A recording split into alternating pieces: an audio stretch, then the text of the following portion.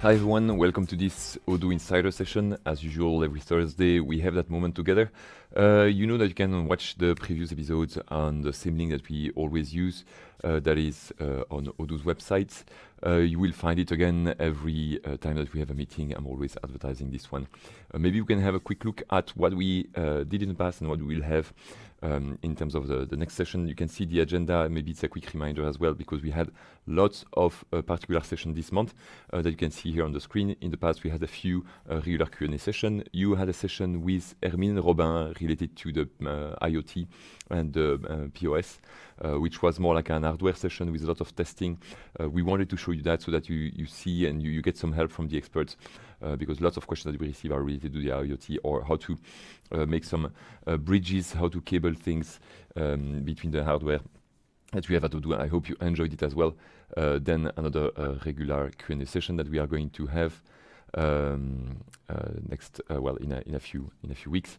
Last week you got a regular Q&A session as well, and this one is a pre-recorded session, so you can ask whatever you want during this session. I won't be able to reply live because it's a day off in Belgium at the moment. It's a public holiday, so we don't have the choice, but we want to maintain, as usual, the meeting that we have together. So that's why we go through the list of questions that you sent before but that you couldn't answer, or maybe a few selection of things that we saw on the partner request list, which is a list of questions that we receive from our partners. And sometimes there are a few that we like, okay, that one we can maybe discuss during a meeting on this Odoo Insider show. Next week, we are going to have a new tech session with Emanuele Maruzzi. It's been like something like 4, 5, maybe 6 months that we didn't invite him. So it will be a good moment to have a catch up together, because he also worked a lot on the whole new course together with Armin that you saw also once during the Odoo Insider session. So that's one we'll have beginning of June, and then I think we'll have a couple of regular Q&A session afterward, because we didn't have that many, or we had pre-recorded session. So we want to improve that. All right, so we can dive into the questions. As usual, it is pre-recorded, but it doesn't mean that I have a solution for every question. So you may see me struggle and sometimes not find the answer directly. That's the gist of it. That's the idea. Even though we had the question, it's really the idea is to keep the same mood as we have when it's in direct, so when it's live. So we are going to have a look at a few questions like those ones and see how we can answer that. Here, I'm always reusing the names of people that ask the questions on LinkedIn, YouTube, or Twitch. So that's why you see sometimes a nickname at the bottom right place of the screen. Sometimes it's a nickname, sometimes the name of a real person. So usually when it's a real person, I guess it was coming from LinkedIn. Nickname is more like coming from Twitch or YouTube usually. All right, so we have this one that we can start with, and as you can see, it was someone that was talking, and that's why it starts with, I have one more. There was apparently a first question that was already answered. Could you guide me on the best way to automatically add all products from a specific location to a sale order? We can have a look at that, and as usual, I'm going to make use of a bit of code for this, because there's no way to really do that just through Odoo. Well, there would be a way that would be maybe importing and through a first export and then we re-import. That would be a nice way, by the way. Two solutions. I will try the code way, but maybe the import is better. I'm not sure. Maybe I need to explain first what the person wants to accomplish. I'm here on my test environment, and I guess that you want to sell everything that we have inside Odoo. You would have to select a customer anyway, and what we want to do is complete the product list that we have here. So we don't have at the moment any product, but that's fine. Maybe if you watch the previous videos, you know that in order to re-import, what I can do is play a bit with metadata so that I give an XML ID to my item and I know how to re-import some information here. So I will create a new XML ID here, and I will name it SO import. Import one. We can try it that way, so that here that would be my XML ID. I'm already copy pasting it so that I can make use of that later. Okay, we have our sale order, and I'm going later to use my spreadsheet program that I'm opening right now on my side, because I want to. Oops, I'm going to show you that. I will be importing stuff just after. So the idea of what I'm going to enter, if I want to do that, that kind of re-import, that would be this one. I could do that. Yeah, maybe it's better to do it here so that I keep a format that is more or less correct. The name Odoo will give it, but I could also enter if I want to be sure I'm not erasing it. I'm not sure I need to give it. I will try without so that we are going to learn at the same time. And what matters the most is that I'm going to import at some point sale order lines over there. So here you see we have the sale order line model. The name of that field, as usual, you don't see it. So either you inspect and you have a look at where to find that information. Let me show you that with the DevTools of Chrome, but it's sometimes not easy to find a place where we have exactly what we need, so it's not here. Let me check, because that's the name that we need here, order lines. Otherwise, if you don't want to find it that way because it's not like super easy, you can go and have a look at the fields and try to find. Here I'm copy pasting it, so obviously that's not how you would look, but you would look for some line information, and there you find okay, order lines. It's a one-to-many towards the order line, sale order line. It seems correct, so that's the first thing that you can test on your side. Okay, so what we have is order lines, and I'm going to put a name. Then I'm going to put also order lines. Maybe I can copy paste that several times. Not until that last column, of course. Okay, that's a few things I can do. Maybe we can start as usual, so with an ID here. So I'm going to say this one, it will be SO L import one, and I can go for maybe a few other ones. I will maybe use all of my products. So what really matters is having a product ID and the right quantity. Product ID here, we'll see if that works, and then the quantity. I'm not sure of the field that it is, but that again we can have a look at this by going here. Quantity is just product UOM quantity. Product UOM quantity, and then we have UOM here. That is product UOM. So I could copy paste this one as well. Okay, and taxes, I guess it will be loaded by default in Odoo. We'll check that, and the amount, I hope it will be loaded as well. I'm not sure that default thing will be computed right. We are going to start this to test it and see what it says. Because in the question that we have, it says nothing about the price. It's just like loading them all. Maybe the idea is not to have a price or taxes. It's just like moving it to a customer location. I don't know exactly what is the goal. That's maybe a first thing that I should start with, because sometimes people don't tell us what they want to accomplish. They say, is it possible to do this? And a good question as a consultant would be to first ask, okay, but why do we want to plan that? Maybe there's another way we can answer. Maybe it's just like moving things from one place to another. If that's this, maybe it's better to make to export the stock levels, put everything on 0 on the initial location, and then put everything to the right number on the other location. So if it's just moving things from one place to another, maybe it would be better. You know that we have also a relocate button since 1 or 2 versions, so I don't know also about the version of that person. A few things that we usually would ask. But if I stick strictly to that demand, very often, as we are in a, not today, we are in a pre-recorded session, but in a live environment with a real client next to me, I will ask more questions. Here, as it's a system where you ask questions and I reply, we don't have the ability to really have that dialogue, so I take it for granted that what we need to do, but sometimes it's better to step back and be like, okay, but that request makes no sense. I'm not saying it is here, but sometimes it's better to have at least a bit of that discussion. So, okay, let's have a look at what I have in terms of products, storable ones in my inventory. I don't even know if I have inventory here. No, apparently I don't have that stock. I don't see it at least, so I'm going to have a look at that. Inventory. Yeah, I had lots of modules installed, but nothing related to stock, so I will create a few products, purchase them with different quantities, so that I will have something in my stock, and then I will deliver it. So here, installing quickly the stock module. Okay, all right, that's there. We can do this quickly, where here, if I go in a new purchase order, I will add whatever the client, I will call it product 1. Just want to check something, because we need to have a product that is storable one. If I have a look at this, yeah, it's a storable one. I want to track the inventory, so that is okay. Let me check this. Product 1, I can duplicate that, not from this place, indeed, so that is fine. We don't care so much about the cost. Maybe I can go back here. I remember that's the database I use for the import. So in fact, I already have a few products available, but they are all of not tracking things. So I can use maybe some existing product fields, service, no. So I use the computer, Bose stuff. Yeah, we can maybe do that basic membership. That's maybe something we can avoid this one, and Apple wireless keyboard. So I have a few products I'm going to use.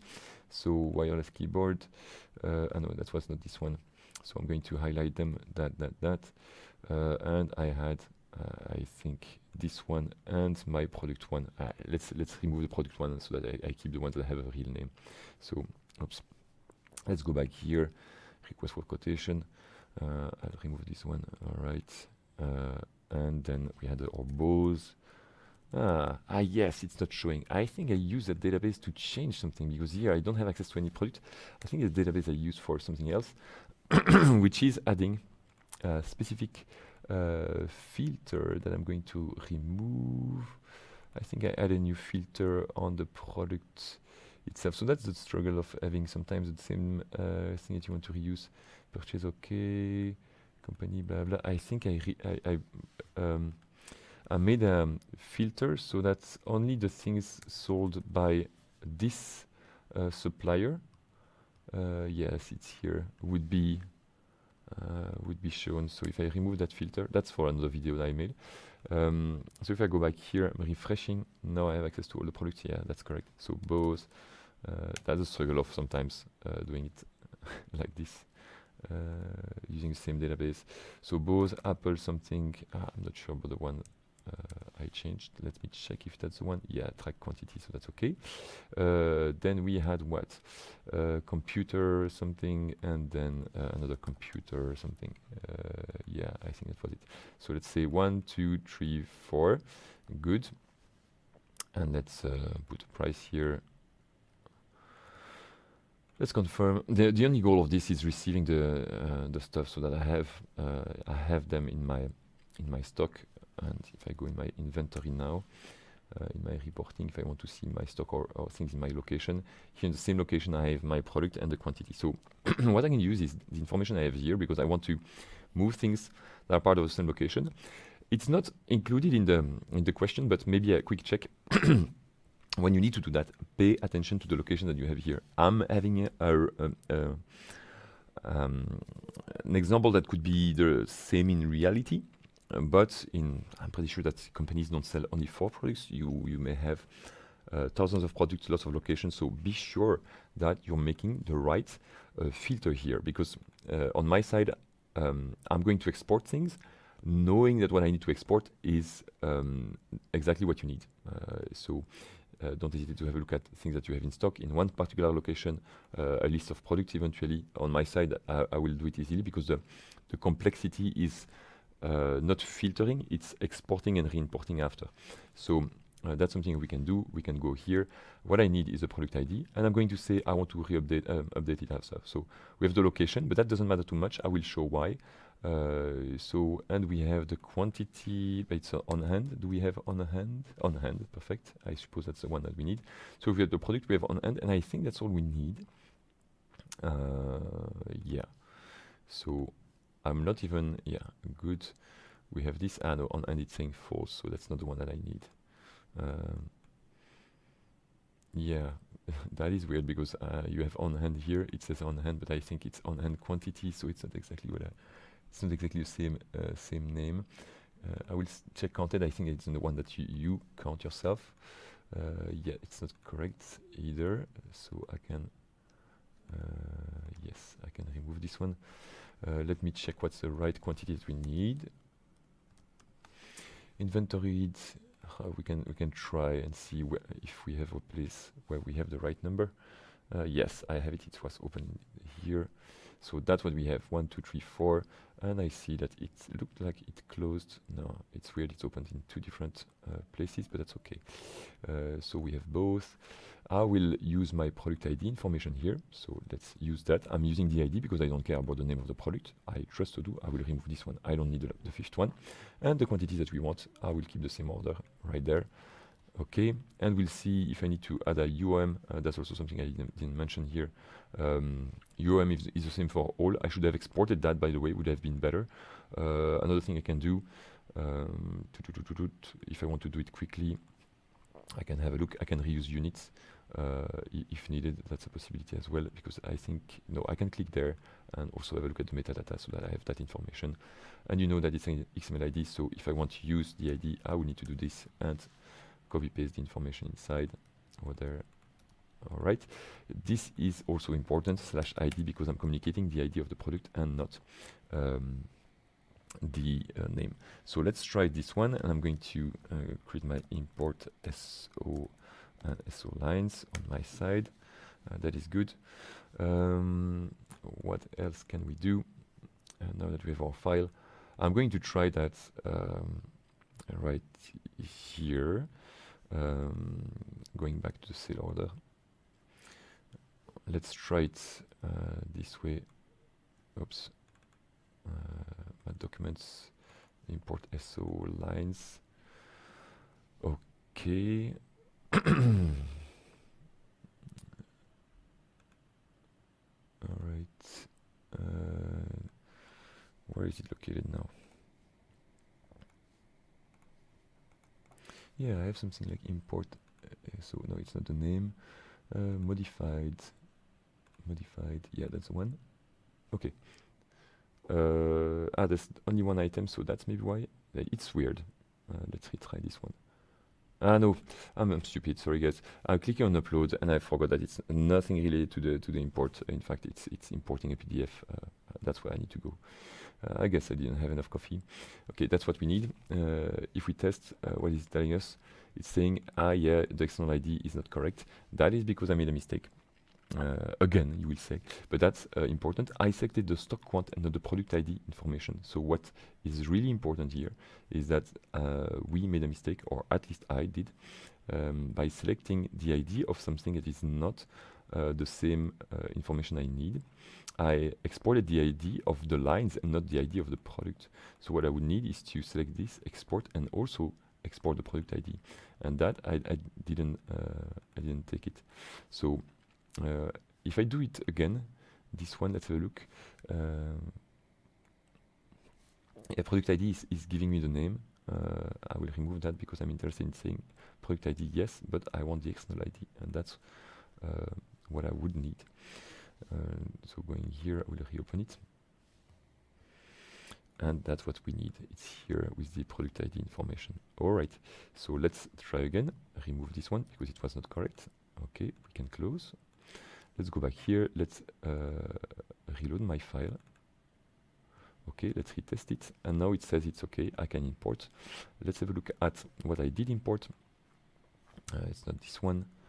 Yeah, that's here. And so you see, a very good thing is that it created the product information. It loaded the right unit price and taxes so that you can change later if you want, if you really want to get rid of that. That is a quick one. That is the answer that we have through export import. That would be easier because it doesn't require any coding skills.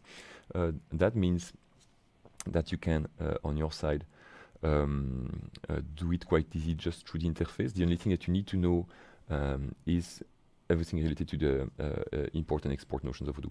That's maybe the place where you can do that easily. If you only need to do it once, that's what I would advise to do. Now, if you repeatedly need to do those kind of things, I don't know the reason why, but let's imagine that it could be done, then it's maybe better to have something like a situation where you would have here a small button where you have a server action over there that would load the information directly here based on a list of products that you would give or everything that you have in a stock location. And that is maybe a bit more complex because you need to create a server action. I'm going to give you a few elements of that server action, not going to code it completely because that would take a bit more time and it's a bit difficult. Let's see. Import product from stock location in SO. So we are going to work on a sale order. So that's why you would like to have things. It could be going both ways, by the way. Maybe it's fun, that kind of thing. Either you have it on the sale order and you say load stock quant or something like this. Or you do it from the other place and you select the quants and you attach them to a sale order where you would give the ID. So both are possible. You start from the SO, you find the quants and you add them in Odoo in the sale order line. Or you do the opposite. You go on the quant side and you say, let's create one new order line per quant that you have. Both are doable. Let's focus on this one. I will see if that is the easiest that we can do. So sale order, what we are going to do is to find first, find the quants, and then add them to the order. Okay, and the quants that we need for Odoo, it would be, I will make that a bit bigger. Okay, quants, it would be something like, I think it's stock quants. We can have a look at the name, stock quant. I will open a new one here. The quant is the status of the stock. I'm using that just to find the right information. Inventory, reporting, we have locations. That is a quant. And the name or the type of thing that it is, you will find it here. There's another place I can go. Yeah, stock quant. So that is correct. I need the stock quant from one specific location. So the problem is with this approach is that here I'm going to search for information, but in my search here I need to give the criteria that I would give otherwise here in my selection.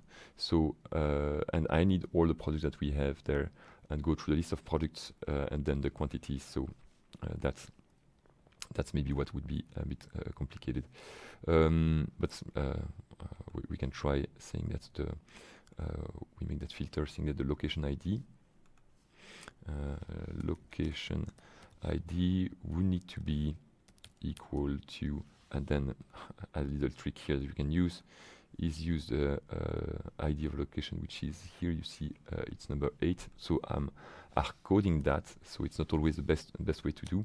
And what we could say is also select the ones for which there's no reserve quantity. That would be also a filter that you could apply. I will keep it simple, and here you know that you can add other conditions. So yeah, we can go for this, and we have quants. We say that if we have quants after, then we are going to add them to the sale order, and what we want to do eventually is create sale order lines. And I'm not sure about the best way to do that as well, so it's a bit fun. Maybe I'm going to struggle for this one, because we are going to create items, and here we need to create items saying that we need to give an order ID, and there we are going to give also the current record.id, because I would be using the current record at the moment where I want to press that button. And so what else do we need? We need to also make a loop, because it's for quant in quants, because we have several ones to create, or at least between 1 and n. So product ID would be here the same as quant.product.id. Then the quantity, but we saw last time it was, let me reuse what I have in my sheet here. That was the one that I need. So that's what I want. That would be quant dot, and then we had it as well, but it was on the other side. I will try this one. Inventory quantity auto apply. That's a bit long, but let's try. Inventory quantity auto apply. All right, that's another way to do. Inventory, not inventory, that I would have an error. We can try that and see what Odoo would say. I'm pretty sure always, you've seen me struggling several times. I'm always making a few tests, and then we need to redo it several times and see what's going wrong, but that's how we learn. Okay, let's go here. I forgot to create contextual action. Creating that contextual action makes it load here, but you see I need to refresh my page so that now I will have access here. Import product from location SO. Yeah, cool. It works the same way, and I'm astonished I could realize this from the first time. And you can see that it's working with the right unit price, right amount, right quantity. So advantage of that second method here is that first it's faster. Once it's written, it's faster. And I'm astonished because I went faster for this one than for the export import. But the thing is that there's no control. So you need to be sure that this is working. If I don't have a look at the reserve quantity, what could happen is that I'm going to load too much. There may be a few quirks or a few things that you need to improve along the way. So that would be another way to do the same kind of answer the same kind of demand through code. But you see, in the end, it's not that much, because we have a lot. 7 lines, less than 10 in total. So it's cool. But then, yeah, here the second thing is quite nice, is that it looks at the unit price taxes. It's loaded at the same time as if you were doing it manually. So it's great as well. Yeah, so those are two solutions. Eventually, a way to improve is also, let me delete this one. Way to improve would be also to have a look at the fact that you don't have already one that exists right there. Another way to improve this would be to have it stock dependent, so that you select the stock location of the warehouse, so that you don't have to put this here, but you would select the warehouse, and the stock let's say stock lock ID would be taken from the record.warehouse ID dot. So let me check that. So we'd have warehouse. It's something that is mandatory, I think. Is it required? Domain read only state. We don't see required. Yeah, because sometimes I can sell things that are not storable. So that's why a warehouse in that case wouldn't be interesting. Here we have a bit of information, but if I want to really have the sublocation, I will need to go in the inventory configuration here, change the settings. You'll see what I want to do here. Have the storage locations, so that I can find, again, restarting from my sale order. from here I can dive into my warehouse. From my warehouse, I would have expected to see my sublocations here. Maybe we load a smaller view. Let me check. Look, warehouses, yes. Here, usually I have the feeling that we had that extra view with all the sublocations where we are in debug mode, which I am. Let me check another thing. Maybe that's a change that I'm not aware of, which could happen. Otherwise, maybe that's because of this one that we are going to have it. If not, I will find it in another way. Okay, let's retry warehouse. Yeah, and then you have technical information. That's what I wanted. So it's with the route checkbox that you will get it, not the location. So that's what I want. So it would be lot stock ID. That is the information I need here. So we say that it would be the lock stock ID. Of course, we saw that this was not mandatory, so sometimes you won't have one. Odoo gives one by default, but the very best way would be to check first there is a warehouse. So could do this if record.warehouse ID. No, that's it.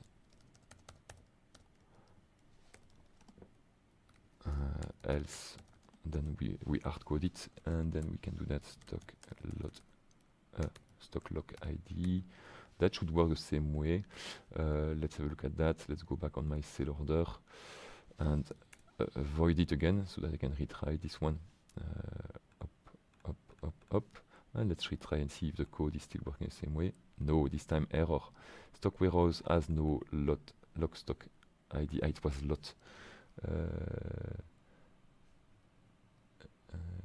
Lot. Yeah, let's try this. I think that's correct. I'm not sure. No, I guess I made a second mistake of the same type exactly.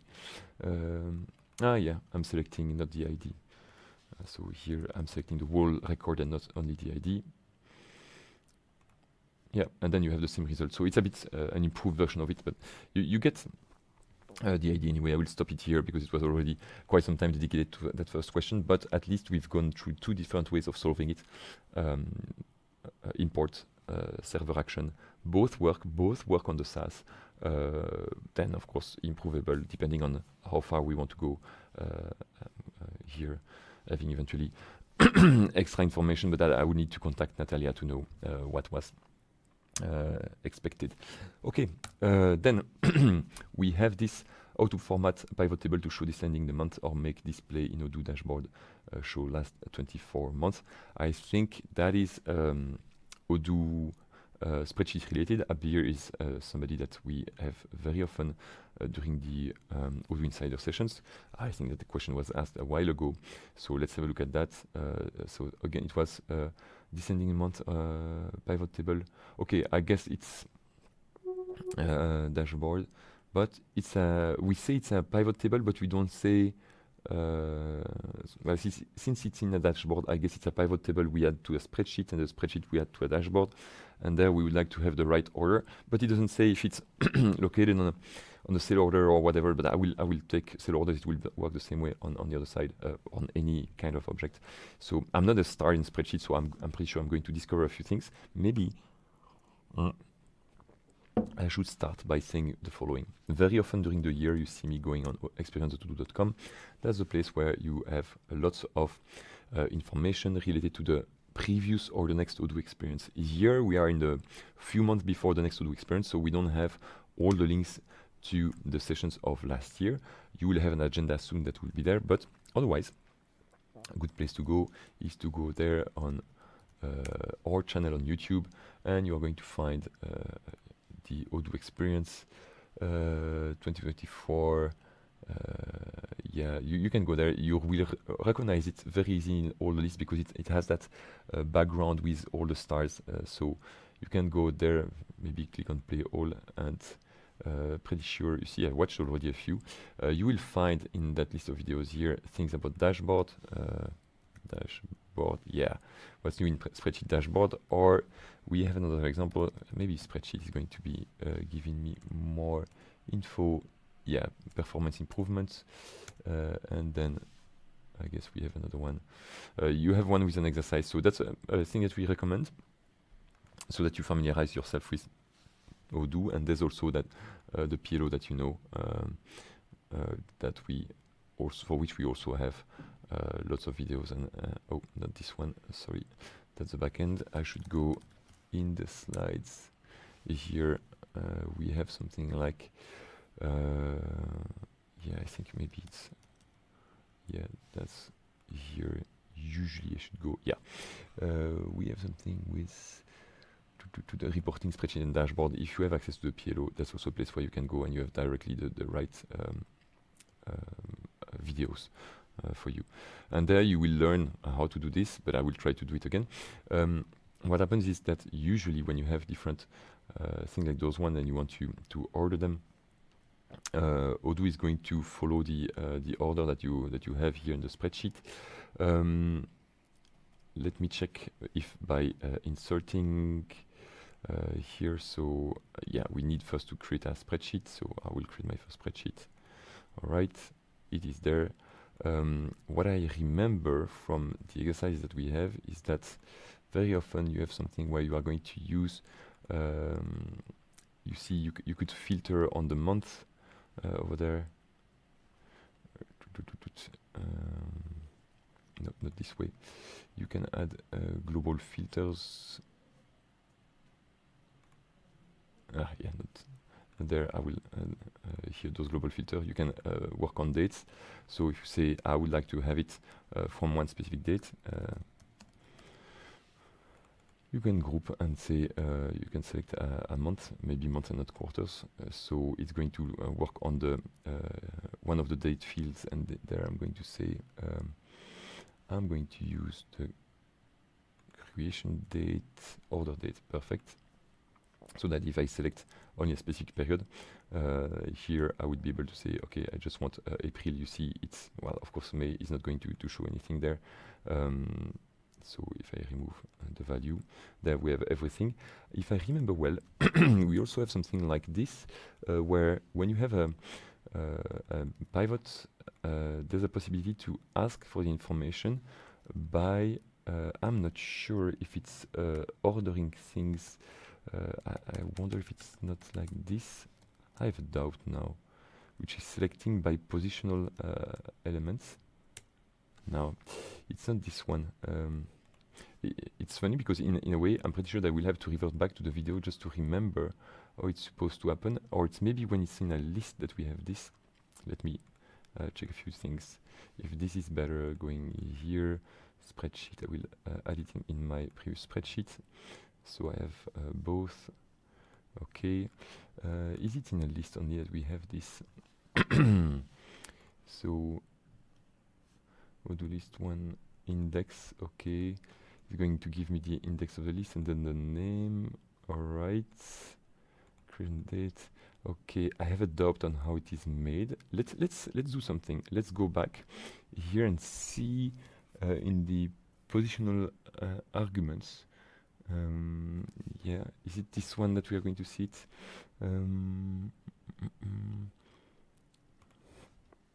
There's something here. So if I need help with that, I'm pretty sure that those guys, they will show me how to do. So you see, blah, blah, blah. Okay, let's go into spreadsheet. Do they have something like this? Okay, moving further here, the export. All right, and then do we have a place where they're going to play with that ordering stuff? No, it's about median stuff. Okay, maybe I'm wrong. I hope I will get the right information I need, because otherwise I'm showing you a video inside a video, but I had the feeling that they show this feature that I don't remember too much. So user ID, yes, okay. Ah, that's it. That's where we need to go. You see, we add a small thing here. On the pivot, it works. We add a small dash, hash key, sorry, not dash, right here before this. I think that's what I would need. Okay, so it was here saying, was it this? Nope. Let's go back again. So it is pivot header. Okay, let's go again. Pivot header. right. Ah, okay, but I'm on again. It was on a pivot, not on the list. So not this. But I don't know if it works when we do it with the date format. Okay, good. This one worked. So that. All right. So I will close because maybe I have two instances of it. That is not working apparently. I cannot. Oops. I will retry another time. Oops. Maybe it's wrong what I'm trying to accomplish here. Is it possible to do it? So because on their side they use the header and then we have the value. I'm on total sum. Okay. I don't know if it works from a pivot like this one. Nope. And retry here on the date order. Yeah. Alright, but yes, okay. This one works. This one didn't. Maybe. Yes, okay. I'm putting one here. It was not correct. I suppose that's it. Or what? No. Let's see again. Pivot header. One user ID 60.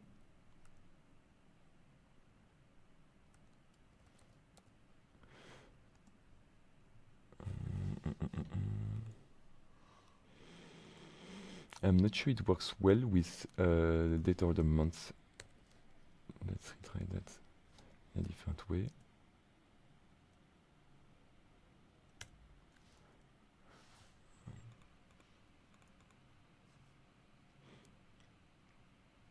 Okay. If I say here, okay, that works. But what if I do this and there I'm putting 2? Yeah, that works. Okay, that's maybe how I should do it, and do 1, 2, something like this, and say, okay, here it will be A3. So that after that we have A4, knowing that the best would be, of course, if you want to have it decreasing, start from 24, then go back to 1, and you would have the same information here. If you want to have the amount total, then that is maybe where I need to say date of the month. Would be here. Domain field, yes, and domain value would be, I guess, here B3. Would that work? No. B1, 2, 3.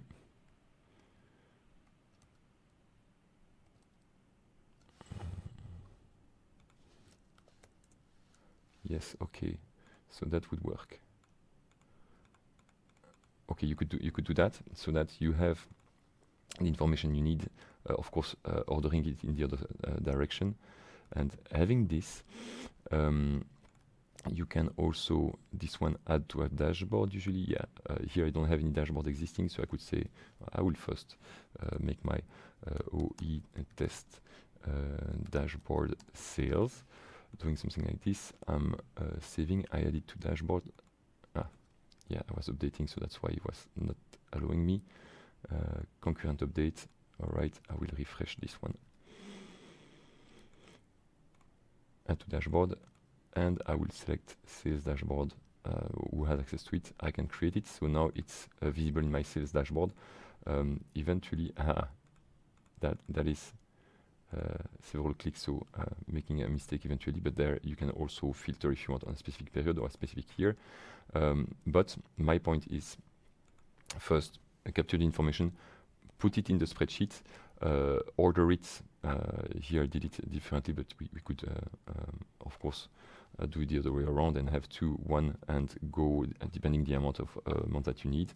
Since I didn't order it correctly, and I had a feeling that the reason why I didn't order it is that here I don't have the possibility to order it in a different way. When I'm ordering it here per month, I cannot say, okay, first month first, so that's why Here you can flip the axis, of course, but you cannot decide the month. You can filter on the smaller or bigger total, but not the month. So that's maybe why here you requested us that. So adding in the dashboard after that is quite easy, but maybe the most important part was having a look at how from the spreadsheet thing, maybe not from here. I'm always struggling now with the new Documents app. If I go on all, do I have my previous spreadsheet? Nope. Recent, will I find it? Yeah. No. I can open it maybe from the dashboard anyway. Configuration dashboard. Another way is going there. You can find your spreadsheet again. The struggle here was really going to work with those positional arguments, and that's why here I wasn't sure about where it needed to be put, but this information, you find it in videos. When you're like me and you struggle, a good way is to always rely on what we offer in terms of documentation. Maybe it was also part of the documentation of Odoo, that I'm not sure. We can quickly check. I don't know if that's there. Document spreadsheets. Maybe we're going to find something there. Not completely sure. Spreadsheet here. All right. Function template global filters.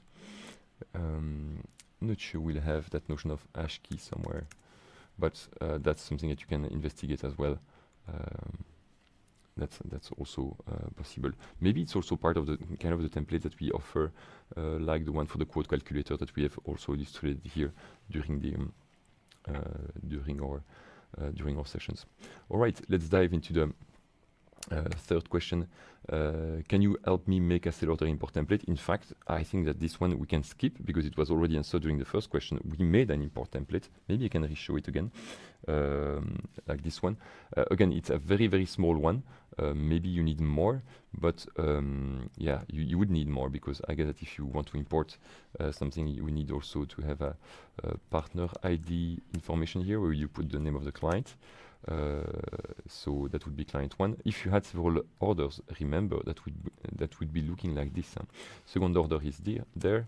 You would have a client over here with a second client and other set of product, but that's how it would look like. And of course here that would be different as well. It would look like this with every time different IDs of import. That would be working fine.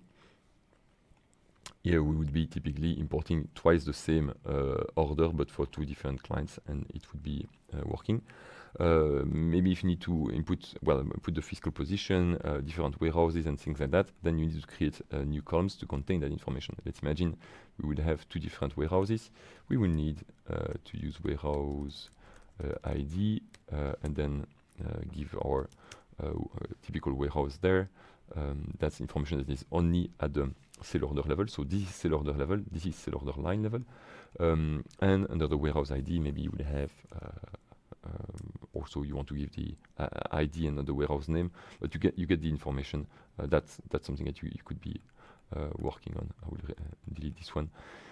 Globally speaking, I think that when people ask for template, what they struggle with is this part, because otherwise it's quite straightforward. It's adding every time the name of the column, the name of the field that you need, putting the information, preferably when it's a relational field. I'm saying preferably, but let's say always put the XML ID and not the raw value, the text, the name usually of the record.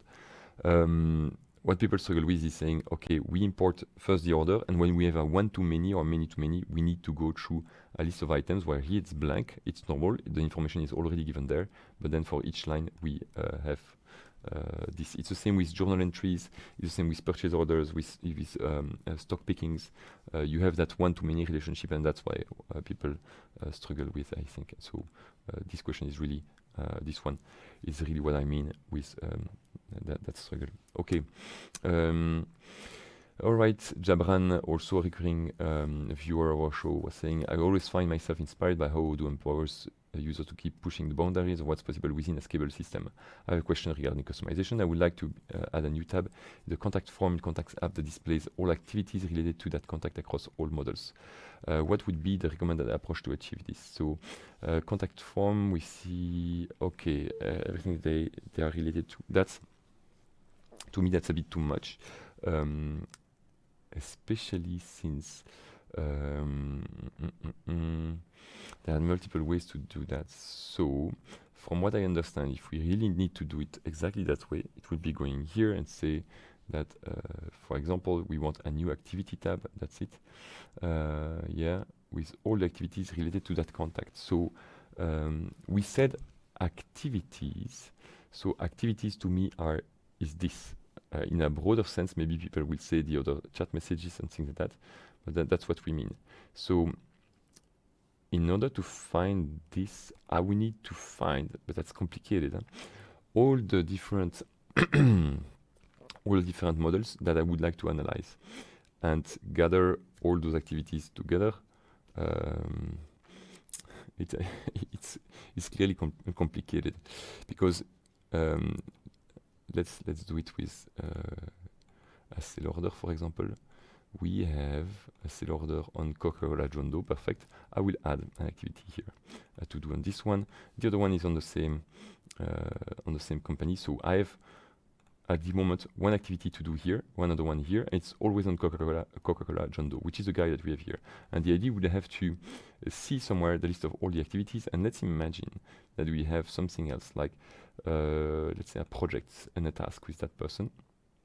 Let's go here, Coca-Cola. Okay, test. Let's create a new task here. Test again. And let's say it's on, yeah, I should add maybe, I should have added a customer on the project maybe, so that we say it's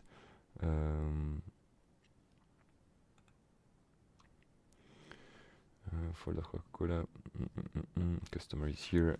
I will add John Doe, very good. So on the task, I will have John Doe as well.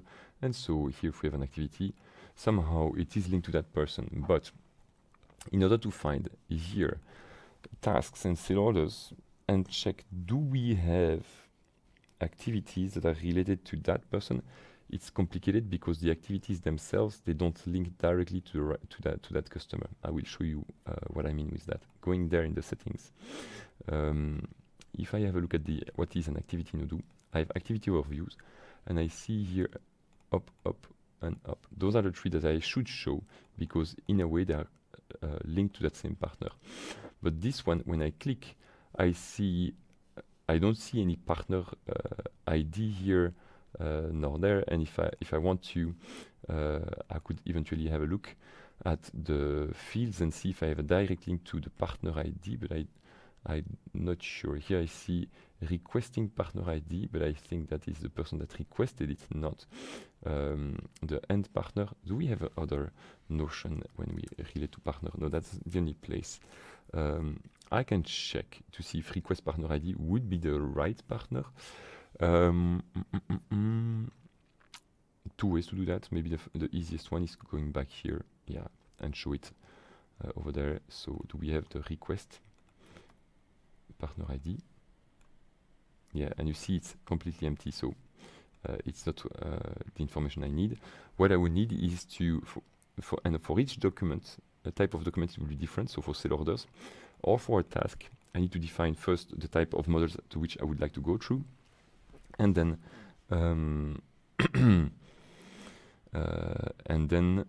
also on each model, although usually the field is named partner ID, maybe it can be different for each model. Know which field I should have a match. So clearly that would need to be something that would be computed, or yeah, no, that would be it. So that is quite complex. It's not easy to do. What I could do is eventually create a new field over there. To me, the more I dive into that request, the less I think it makes sense, but I like the challenge of trying to think around it.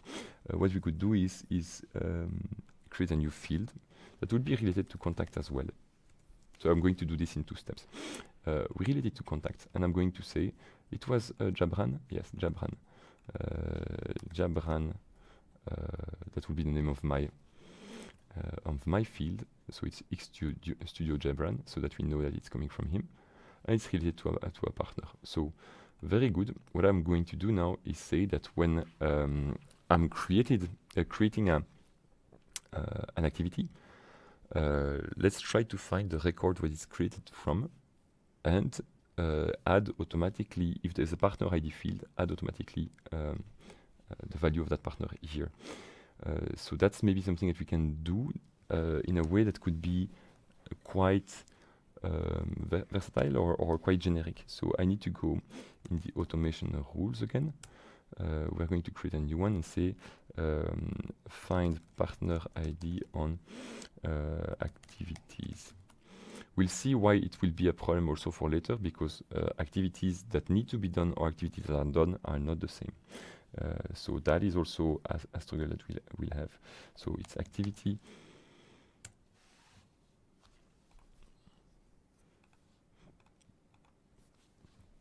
So when we create an activity, we are going to have a model and an ID, yes, that we need to check. And then from that model and ID, we need to find a partner. So I don't know if you see what I want to accomplish here, but we will have something like this, model search, something like this, ID equals ID, and that would be the partner. If we have a partner, no, that's a record, sorry, my record. If rec and record, I'm not sure of the way of doing this, partner ID.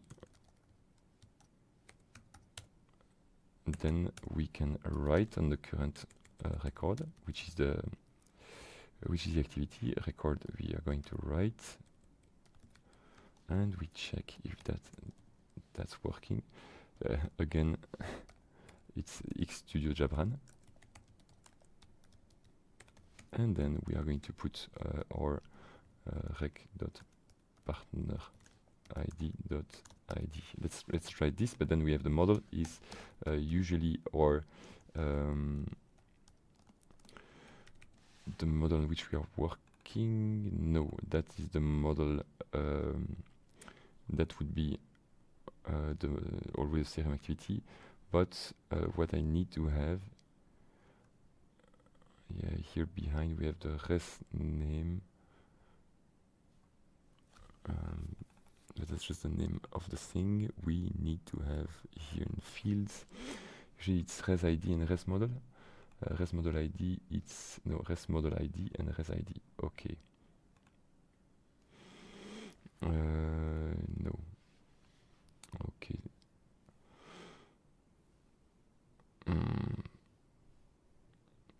I'm struggling with this one because I'm not sure I will get what I want.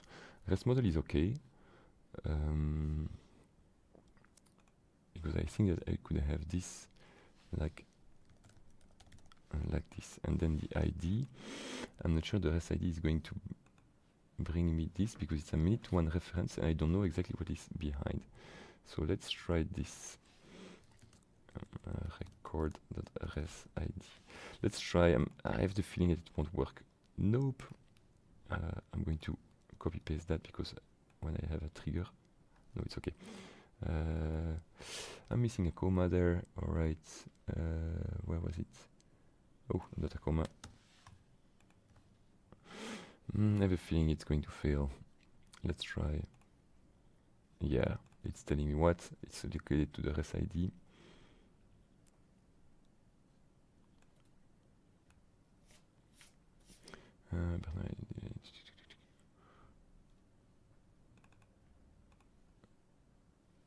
Where is the error that we have?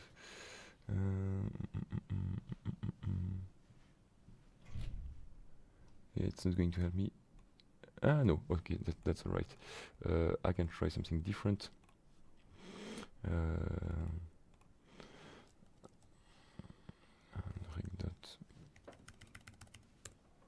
I can try this. Maybe my way of doing a get is not correct. Okay. retry. No, other error. Yes, rest partner. Ah, yeah. Here I'm doing it on a partner, so it has no rest partner. So I will need to fail silently, otherwise I'm going to have trouble. Maybe I should do this.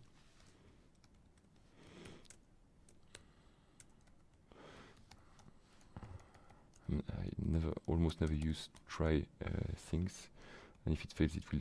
I think it will fail silently. Yeah, I need to add an accept clause.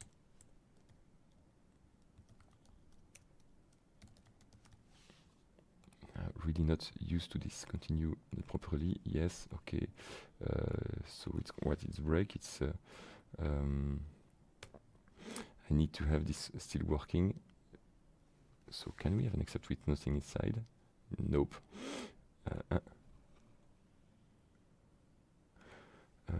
What it said was, again, let's remove this. It says, yeah, accept or finally. I'm not really good at that. That's certainly a way of doing it better. I will raise a message, but of course it would be better not to do it.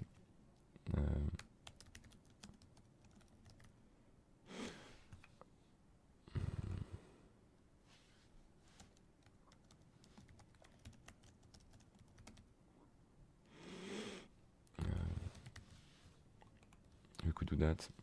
So let's retry here.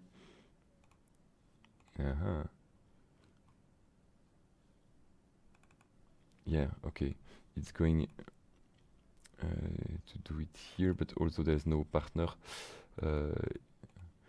I need to find a way. I think there's a get field something in Odoo. Because that would be another way to have it, but yeah, it's from a few years ago. There's a way to check the existence of a field in Odoo, and I would like to know, I don't remember which one it would be.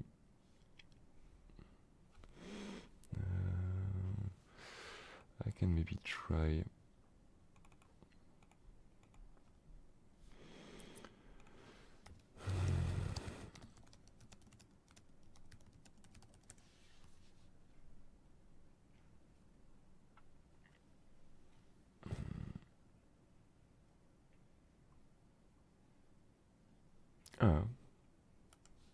That I didn't know. That's okay. We can. I'll try that. So if this one exists, if partner ID exists in my record model, so here it would be on my model over there. But here I'm redefining model, it's not correct. I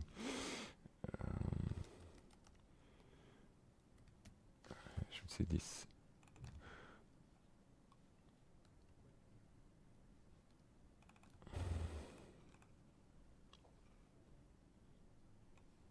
So I can get rid of this one. Does it say if? Yeah. Totally experimental. Right. What is going to tell me here? Mail activity. Yes. Okay, but that's not the one I want. So let me rephrase that. So I am at the moment on an activity, not on the activity.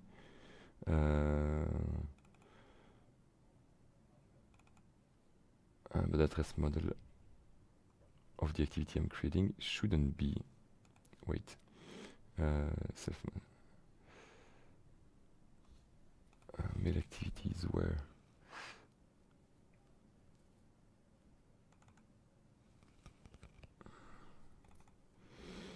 because here the track model should be the rest model of my record. The rest model of my record is the rest partner.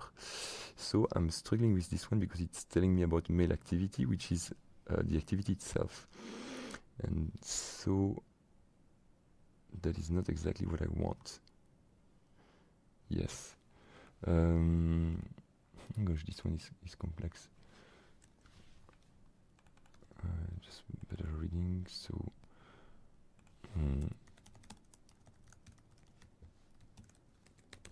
I'm curious about that.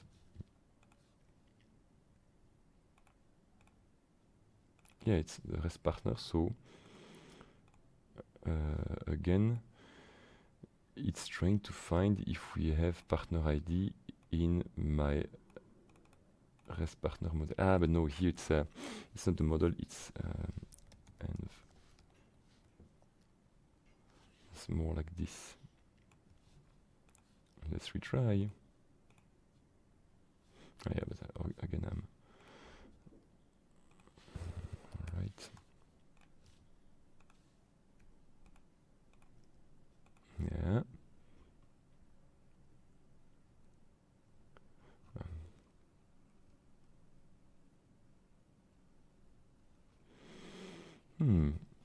Is it going to tell me something about mail activity key error?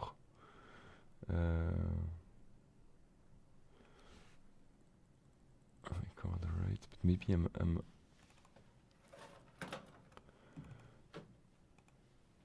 my record is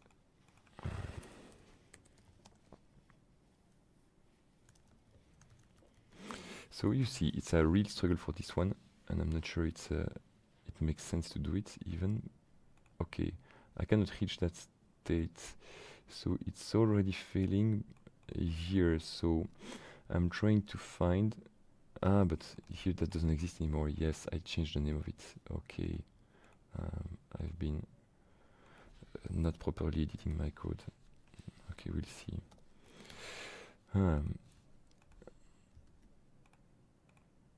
Okay, good.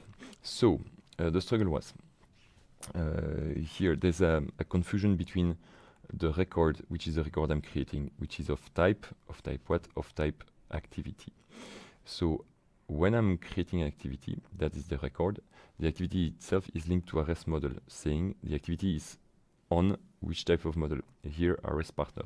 So I'm keeping that information of REST partner because later I need to check if among its field there is a partner ID field, because that's how I would define if an activity is in the end linked to a partner. And I decided to do it on the partner ID field. I could maybe do on partner ID, customer ID, parent ID, a few places where we have partners. That could be done.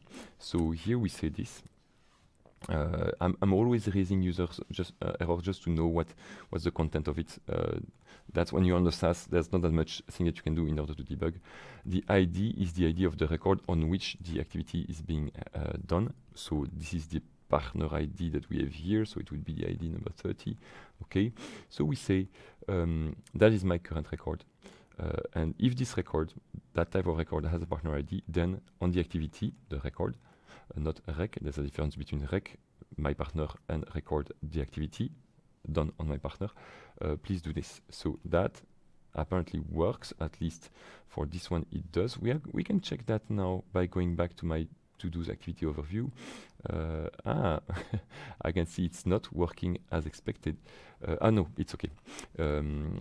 Here we are on a partner, so it's normal that it's not linked to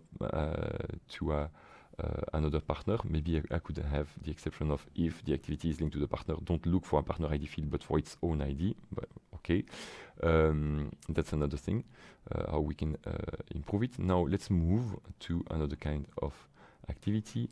This one, of course, was created after, before I changed my method, so I'm doing it here. No error, which is a good sign.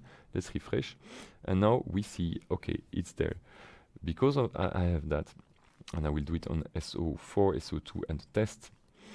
SO4, SO2 is here. Let's cancel this one, recreate a new one, and let's have a look at the test, which was a task, my project task. Here, there, and not this one. and we have a new one again. Okay, so if I go in my activities, now I have those three, it's working, super cool. So as it's working now, I could have something on my customer where, let's go back here, my contacts, so that I can open my studio view. I could have something where either I'm using, as you said, that notion of activity overview. Again, I'm doing things sometimes during this show that are, I don't think that are useful, but it's more like for the complexity and the way of thinking and playing with the data model and a bit of code that it can make sense. There we go for our one-to-many, yes, and we are going to work on that one-to-many by selecting the activity. It would be Jabran, yeah. So that's where we would find all the activities. I decided to show it like this, but I should maybe remove the left-hand side so that you don't have the name of the field. And we show a different type of view here. So a different type of widget. I don't know what type of widget that we have. Do we have an activity thing? I don't know if that... Oops. We can try a few just that we've done. That one doesn't work. Okay. Yeah, I need to retry it now. Let's close and see if Odoo... that is an issue. So I think I tried to use a widget that is not made for this, so there's a mistake.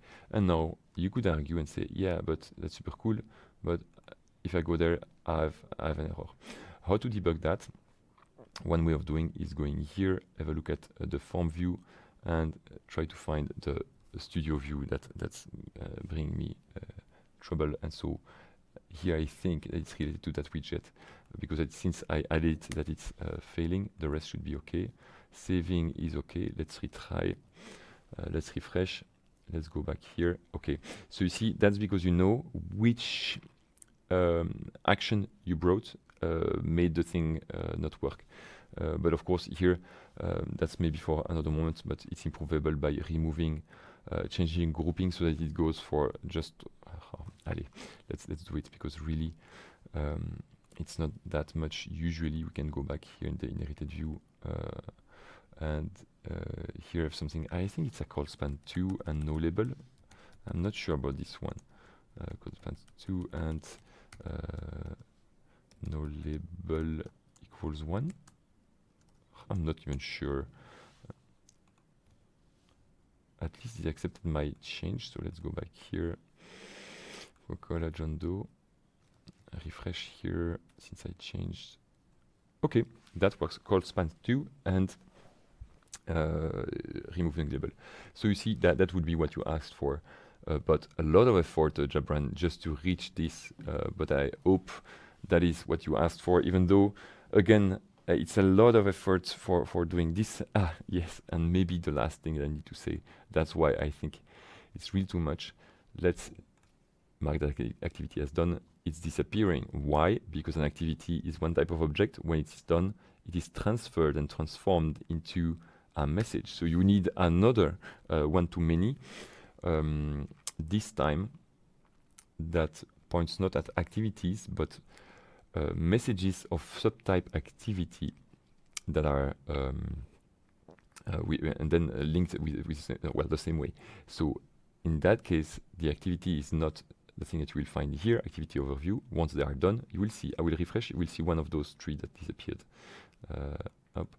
Yeah, SO4 disappeared. So it transfers into a message, and that message,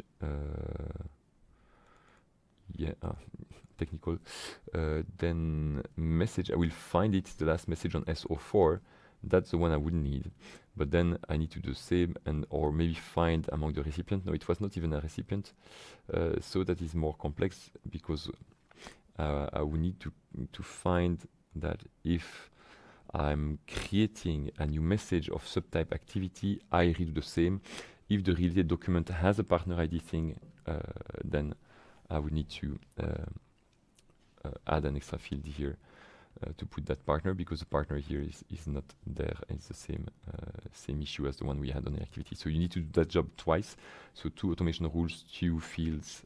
So a lot of work for a value that is very little to me, but you decide this. Okay.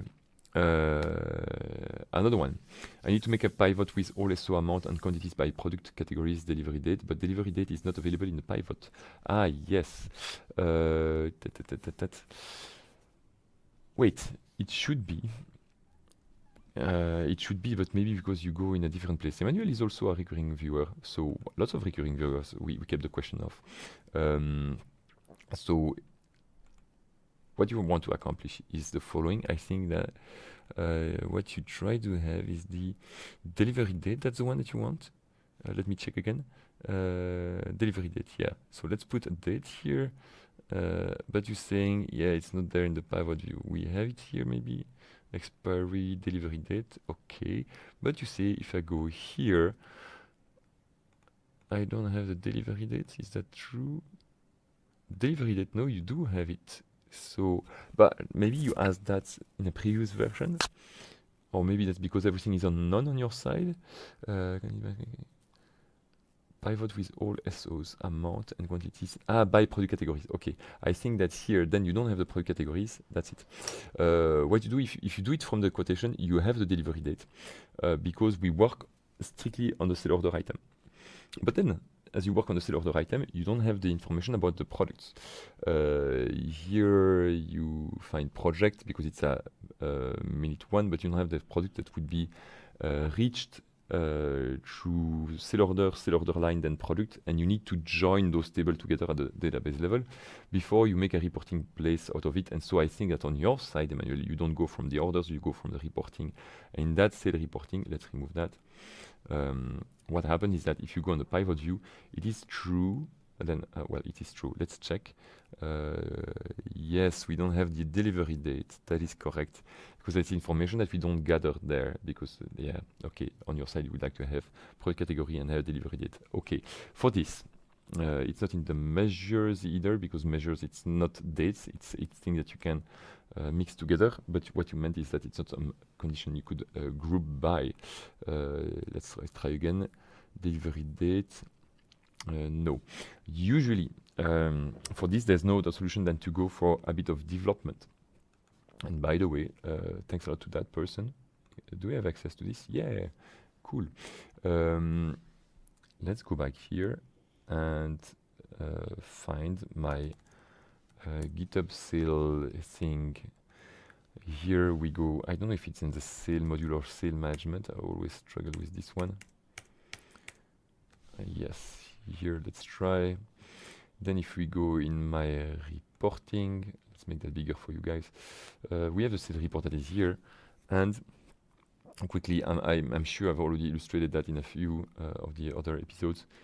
When you go here, we are going to recreate a reporting view, if you like, with something that we call an object that is a sale report. It's not the sale order, it's the sale order boosted with lots of other information. But sometimes in that process, there's a bit of information that we drop, and apparently we are not interested in the delivery date. So you see, we recreate all the fields, we have an invoice status, we have a state, we have lots of things. But in terms of delivery date, yeah, we have the quantity, but we don't have the delivery date. And at the end, we are going to make a huge selection, joining, I guess we have a join somewhere. Yeah, where we explain the table that we are going to use, table/models. It's similar but not the same. So we have the sale order line, the sale order, the partner, the product template, the unit of measures, the currency that we use, and that is all. But from the sale order information, we are missing, yes, it's S. So there we are missing the, let me check, we are missing the sale delivery date. So you need to improve this one, adding the delivery date. So that is only possible if you are on Odoo SH or on site and not here on Odoo SaaS, unfortunately. or you recreate that kind of sale report through spreadsheets. That would be another possibility, but it's a lot of work. If you can afford and you are already on Odoo SH, you can do that.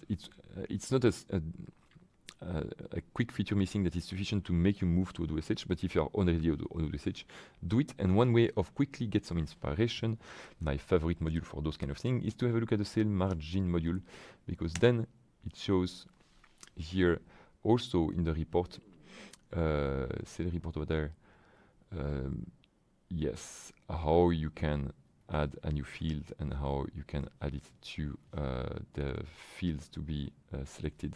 So that's also how you inherit a sale report to add it. That module here, that's what explains how in this thing you have the margins. So you see here we don't see it. That's I think because I didn't install it. But if I go here and I say I would like now to have the margins, I'm saving. We'll see what it does. Now reporting sales. In the measures, I have the margins. So that's really because of this that is being added. So on your side, you could you see it's not very long. It's about saying, okay, please add quickly my delivery date and how to handle it. I would say do this. It would be faster, Emmanuel. Okay. How to change Odoo defaults fonts on report. This one I think it's tough also. I'm never sure there's an easy answer to this one. But you can try. At least maybe there are also several answers, Odoo SH or not. So we're going to discover that together. One way you can change fonts, easiest one, is to go here, configure the document layout, and there you have the text, and the text here is the font that we're going to use. The field is even font. And you see here we have a few series of fonts that are already available. Maybe one thing that you can do is check if it can be changed there, and that we can have a look at the font on the base document layout and see what it says. I wouldn't be surprised that it's taking it from the company information, because a lot of things there are related to the company. So let's go in companies, it from the company information, because a lot of things, fields, do we have font? Yeah, that's it. We have a selection. Okay, selection of the company, and we have those values. I'm curious about this one. So what's the name? It's font on the companies. Let's go there. I don't know what I will find. And there's maybe another way to look for that information. Again, you know me by now. I'm trying to show different ways to achieve the same, or to find the same information, because sometimes one way is not authorized on the SaaS, and because you know it, you are going directly in another direction. Here, I'm curious about what it says on the company level, because if you change the information on the company, maybe some fonts become available there as well. So let's see in terms of what is the company model, what it says for the font field. So REST company, it's a bit a different place. It's in the base module. The base module is not located in the same place. You need to go to Odoo add-ons instead of just add-ons. That's something I need maybe sometimes to repeat. And we must have something that is a font place. Is it here? I don't know. Font, yeah. In fact, it's just here. Okay, it's a fixed selection. Yes, and then I'm curious about that, because in a way it's proposing fonts. So Odoo assumes that they are always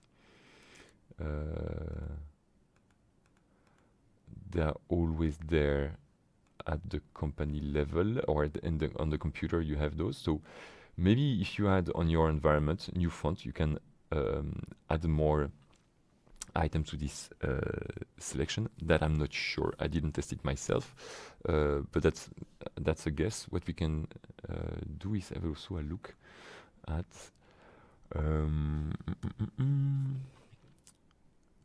what it says in terms of layout itself. So we saw in the settings that we have this.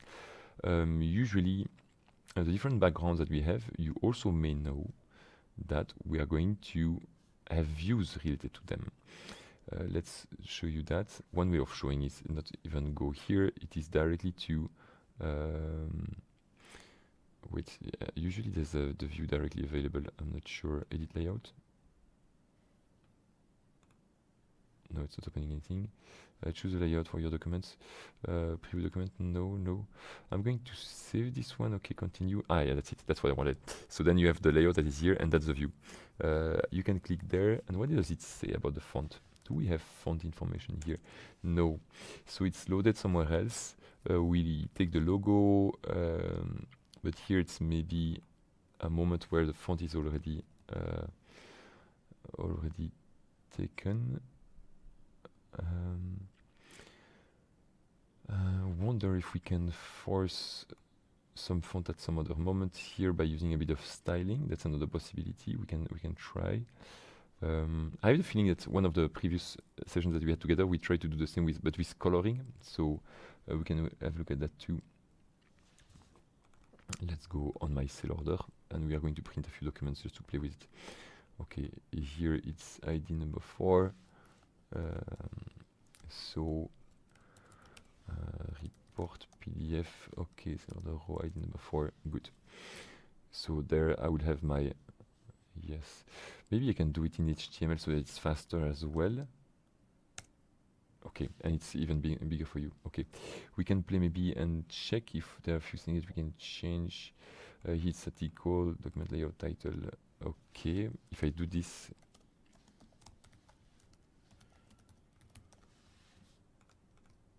Yeah, okay, that works. So you see what I changed here is changing this. So here I'm going to try something different from family and say what else do we have? So we were saying here the fonts that we have available. We say it should be Leto, but if I select, I don't know what is well. I'm going to try this one just to see if we see a difference. Well, yeah, and I think it's case sensitive, so it has to be perfect. Yeah, it changed.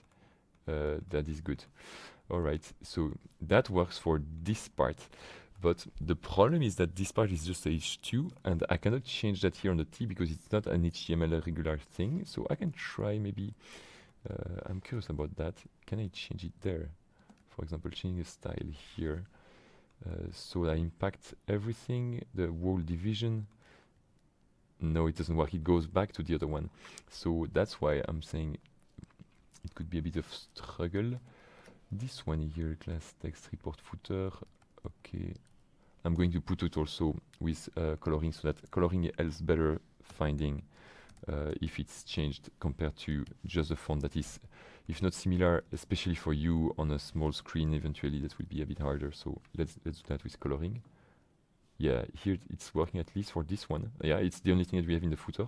So okay, that's a possibility. So in fact, I should maybe do it not only there, but just on the total thing here.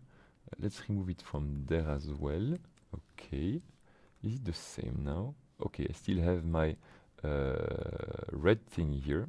Cool, that works. And do we have the same here in company address or that row class over there? And also at the top here, maybe at totally the top. Let's try that. Okay, so I think the central part we will have to play a bit with what is inside the web address and what is getting loaded here. So it would maybe be something that we need to change. If you don't load the font, as I was saying, that way. Let me rephrase that. I'm trying to be clear. Sorry if it's not.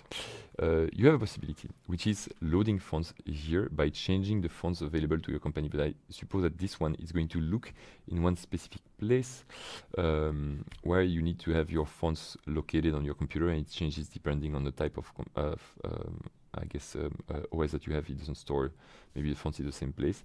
So that is maybe the thing that would work the best once you reach the desired result, because then you change just from here and it's impacting everywhere. If you cannot afford that, or if you're on the SaaS and that your font needs to be loaded from another place, then what we are doing here works because you use styling, and with this you can load any Google font, or you can go there, CSS load font, web font like this. Yeah, we can try it together so that we find a strange font like this one. Yeah, but then we need to change the CSS. Is it possible to do it in line?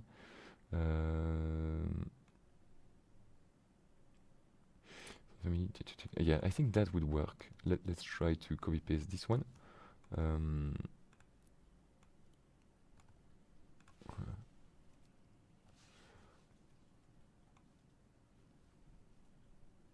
not sure.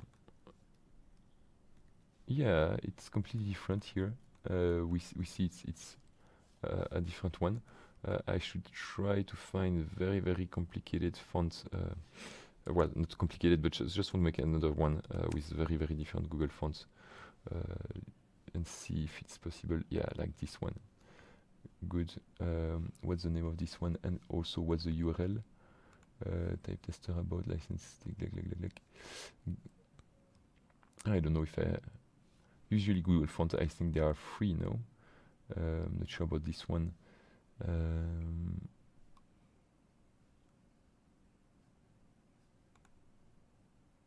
Yeah, I don't know if I can use it, that one. But you get the idea. I think it's not really the point. It's try to find if you want to reach a font that is stored somewhere. I think that this one was working. We can make a few quick other tests like this. No, it's not taking it. I think it's taking one by default. So this is not exactly what we need.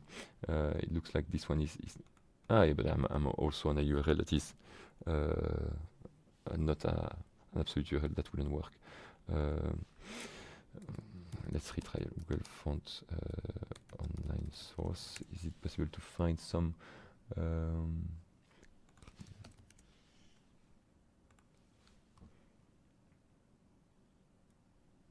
yeah, it does it in another way. It's loading font like this, but not through CSS.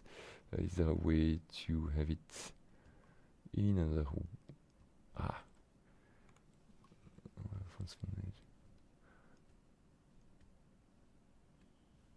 yeah, versus online source. Do we have something like here? Yeah, you need to have your font stored somewhere. I don't have a place where I know for sure that we can find a font. I'm trying to quickly check if they have one. Yeah, would that work? I don't know. Let's try quickly. If it doesn't, you get the idea anyway. The goal here is not to. No, I think we need to give the right link to the font, and this one is not going to work. You get the idea. You need to have the URL where your font is stored, and then you would be able to load it. And once you load it, you can call it with the style thing in different places. Of course, maybe not directly from here, because you would need to do it as an inherited view. But we saw that it was indeed changing the color or the font over there. So that's the way I would advise you to do through an inherited view with the font. I don't know if we have another way to do it quicker, but at least this one works. All right, let's check if we have a bit of time for another question. Yeah, we still have 30 minutes to go. Something like this. You don't hear him, but Arthur is still here, even though it's a pre-recorded stuff. You want to talk? All right, not today. It's not live, not today. Can we emulate a barcode scanner action in Odoo? Yeah, it's something that was asked in our partner requesting, and I think it's something that we can quickly answer, quite useful, and sometimes people don't realize it. That's something that I know I have on my side. Wait a sec. Because it's a thing with...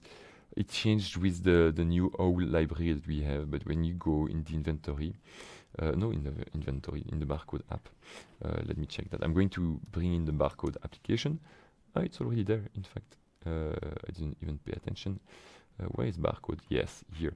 So when you do this, even in debug mode, before you had a small thing at the bottom telling you that there's something that you can type in your console to emulate the scanning.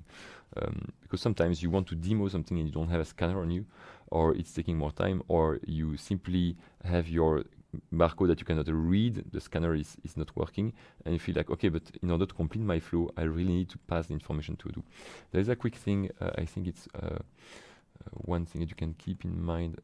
I think it's WOL debug. Let's try this. WOL debug. Yes. Web static. Okay. There's something there, but this one. Where we have at some point in the barcode app some place where it's possible to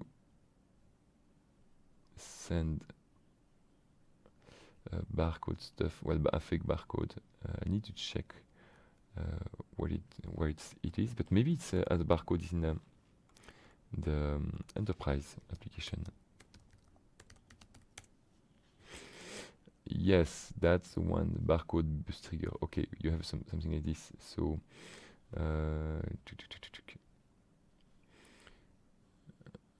okay,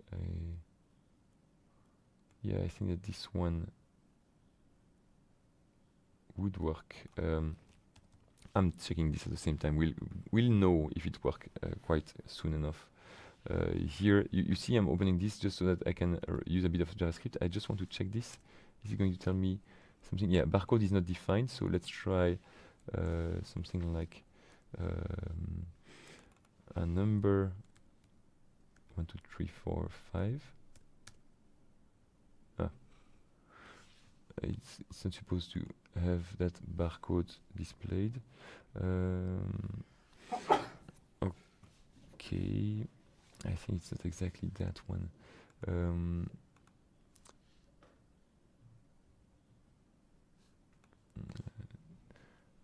I think the barcode information that we have here, it's a bit more than just the barcode. So let me try to find the right information we need.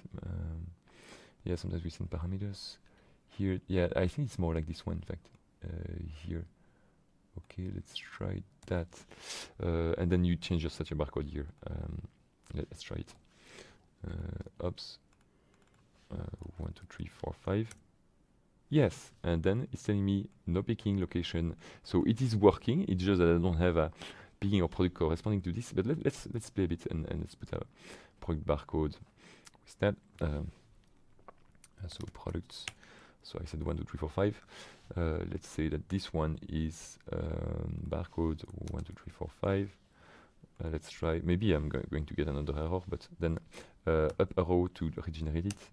Yes, good. And then it opened something here saying this product that I just, whoops, that I just used over there. So there's a quick thing that you can use. One way to copy paste it is to go on the enterprise code, or otherwise you can. I know it's not great, but you can type it on your keyboard now that you can see it. It's really emulating it. Just remember that the way to find it was WOL debug, and you will find it. It's not exactly the same notion because before that we had something like was more like version 16. I don't know when we changed the Odoo web library for that part of the code, but I think that around 16, 17. It changed, and so that's why maybe it's if you look for the same code in an earlier version of Odoo, you won't find it. But then maybe what you could look for is let me check.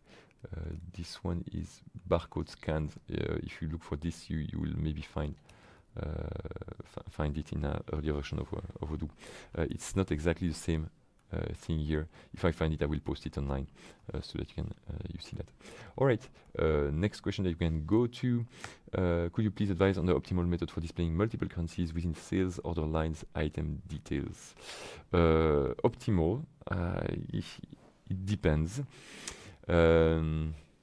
Because the issue with the currency is that you have a currency rate and that it changed according to the date. So is it that you want to have this one at the moment where you create the order line or at the moment you validate it? Because then the exchange rate wouldn't be the same.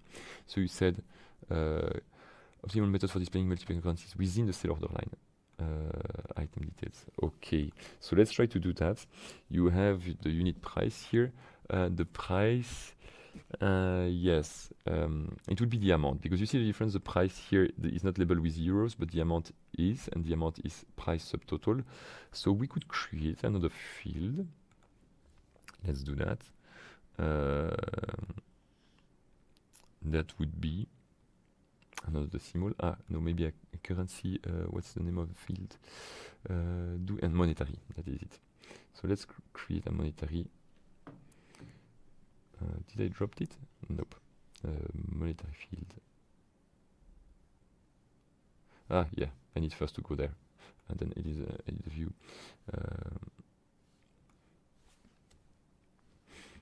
Monetary field right there. Okay. Let me change that. What was your name? Williams? I think it's an error. I suppose. Williams, so that we have your field. It has even your name. That is great. So Studio Williams. Okay, and there we have this field. I'm going to make it read only because we don't want people to mess around with it. And I'm going to. Is it possible to make it computed based on some information? That I think I never did a computed field on this show, so let's try this one. Computed, it will need to use. I will do it simple and use the last currency rate that we have, because that is going to be very difficult otherwise. But I will also do it in the euro, in the not the euro, the USD currency, so that I'm always going to select the same currency. I guess that you have a set of currencies and that you won't want to add as like 10 different fields, so it will be one external currency that I'm going to use. So here I'm going to play with accounting. Let me check that the different currencies that we can use here. Currencies, euro and dollars. Okay, but I see the same rate. I'm going to play a bit with the dollars and create a fake rate here of 2, so that it's very obvious the amount that is going to change. And I can say that maybe it was already the case since yesterday, so that now if we want to have the current rate, which is here, it's just a rate on the currency. Okay, so let's go back. Now that I have my rate, if I want to change the field that I created, I need to go on my models, and there, or on the field, it will be a bit faster. Fields, yes. I have a field that is called Williams. That should be the only one. Cool. And then I think I can say that it's a computed field depending on amount total. No, it's not amount total. I will make it depend on price subtotal. I don't know if it works well, but price subtotal. Can I see it's computed somewhere, or it will understand it automatically? Okay. There you have a bit of information about how to compute it. I'm going to copy paste that. Okay.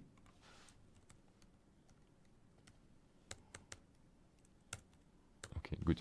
So I'm going to change my X Studio Williams field with. I'm going to do that all the time. We are going to see if it's putting always the same amount, and we are going to see if I'm adding a new product, or if I change just the price here, 31. Yes, you see it changed, and it took my amount all the time. So that it seems to be working, at least in terms of amount. Now I need to put that amount currency. And how do we compute that currency? We need to find the currency rate and then divide. So so we need to have the rate, and we are going to select the record. That would be the, how we said, the amount what? Right there, the price subtotal. Price subtotal, and we are going to divide it by the rate. And we'll see if it's dividing or multiplication, because it depends on how the direction of the rate, but that's okay. And then we need to find the rate for here it is, I don't know what's the object for the currencies. res currency, yeah, true. Res.currency. I'm going to browse, or yeah, I can browse directly, I think, because it's always the same ID. And almost never use this. Here I'm maybe going to cheat a bit if I'm using the browse of Odoo. I can search maybe, so that we use a name instead. Search a name or symbol, because symbol is maybe easier. Currency, just currency. It's a name field. Yeah, I was saying symbol, but it's not a symbol. It's just the three letter name and not full name. Okay, that's what. Name is equal to USD dot rate. There, I'm assuming that there's only one that is named USD, so I know that the rate should be okay, because I will only have one that would match, and I'm not even checking that it's active. I'm considering it will be, because I guess that's not the kind of thing that you change all the time. Yeah, it's the rate field. So let's try this, and let's again change the value there. Let's go back to 30. Error. Is it telling me? Yes, self-env, indeed. Let's see. Yes, okay. So 120 euro on one side and 60 on the other. But there you see it says still euro. So I need to change that monetary value as well. And that I don't know if it's linked to the same currency field. We need maybe to say to which monetary field it is attached. That must be, yes, currency field. Okay, I need to put another currency there, otherwise it's going to say, yeah, it's also euros. I don't know if that's something we can change directly from Studio. Let's have a look. Over there, select that one. Do we have a currency field that we can change? Monetary, yes, here. So I need to create another currency field.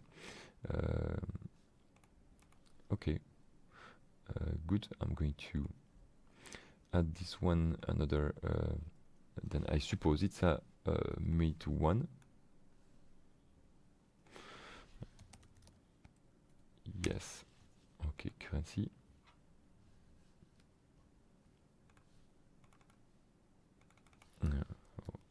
Williams currency.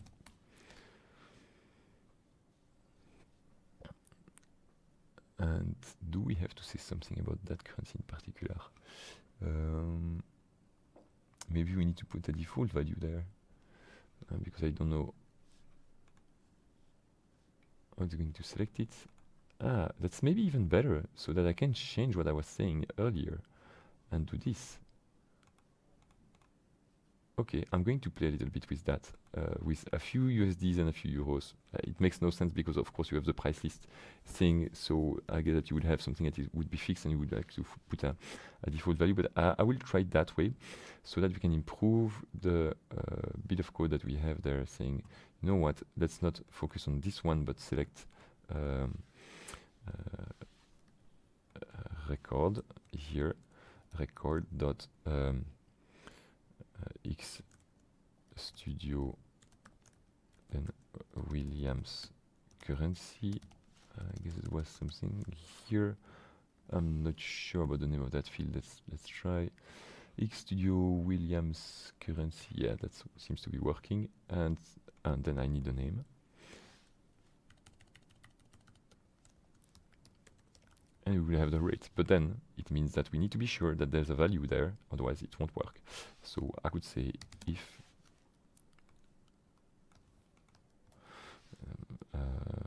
then we do that, otherwise if there's none, you know what, we keep the same amount, else,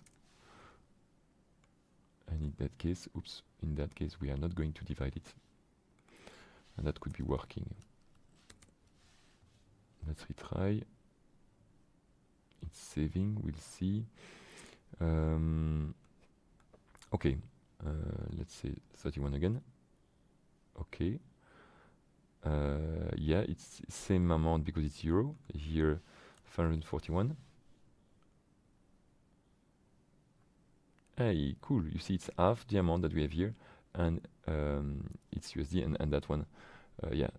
I need to change also last thing here, changing the Williams thing over there, so that we also say here now that it is selecting a different currency, Williams currency, so that we don't have something that is not really good in terms of aspect. There we have dollars and euro, and you see this here, cool, 56. And then, but you see, it takes a bit more time to compute then, because it's slightly different. And yes, let's do it. This one, 298, some different price. Yes, so that's it. That's what you get. You have half the price for the USD every time, unless you say here it's euro. But otherwise, maybe you can force it to USD and hide the field, put a default value so that you don't even bother with that. And that wouldn't mean that you need to change that code. That would still work. So that is one that would work also for this one. So this one, I think I'm going to keep it for later, knowing the time that we are reaching right now, and I think it will take a bit more time to finish. So that's it. We covered a few questions, mostly related to a bit of code every time, a bit of struggle also, but lots of information given. I will see if I ping you so that you see that you have the answers on LinkedIn for these ones. It will be next week. But thanks again for participating to the show, even if it was pre-recorded. Don't hesitate to add a few more questions, because then I will use it to complete with that list of questions that we received and that we didn't have the time to answer during our show. So hopefully you are also on vacation. You have also a public holiday today like us. Enjoy your time, and if you are at work, enjoy work as well. It's very important, especially if you work on Odoo. Have a good day and see you next week, guys. Bye-bye.